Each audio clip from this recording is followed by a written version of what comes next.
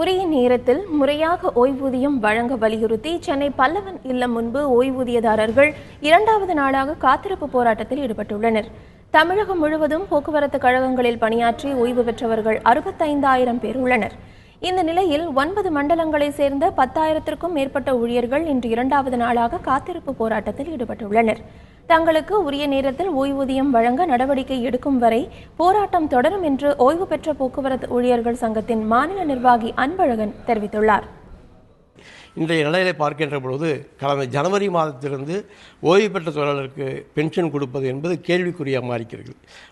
பல்வேறு போராட்டங்கள், காத்திருப்பு போராட்டம், பெருந்திரள் முறையீடு போன்ற இயக்கங்களின் மூலமாகத்தான் ஜனவரி மாதம் 2 தவணையாக கொடுத்தார்கள். அப்பொழுதே கூட அமைச்சரை சந்தித்து இது என்று சரியில்லை என்று நாம் வாதிட்டோம்.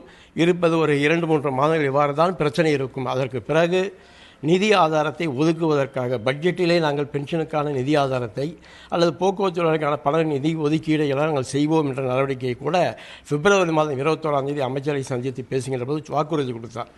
இந்த மாதம் உங்களுக்கு மார்ச் மாதம் பென்ஷன் தொகையை ஏப்ரல் மாதம் 15 தேதிக்குள் நிச்சயமாக வழங்கப்படும் என்று போக்குவரத்து அமைச்சர் மரியாதைக்குரிய விஜயபாஸ்கர் சொல்லியிருந்தார்கள். 2 நாளாக காத்திருந்தோம். 15 போச்சு, 16 போச்சு, இன்றைக்கி 17 இருக்குது.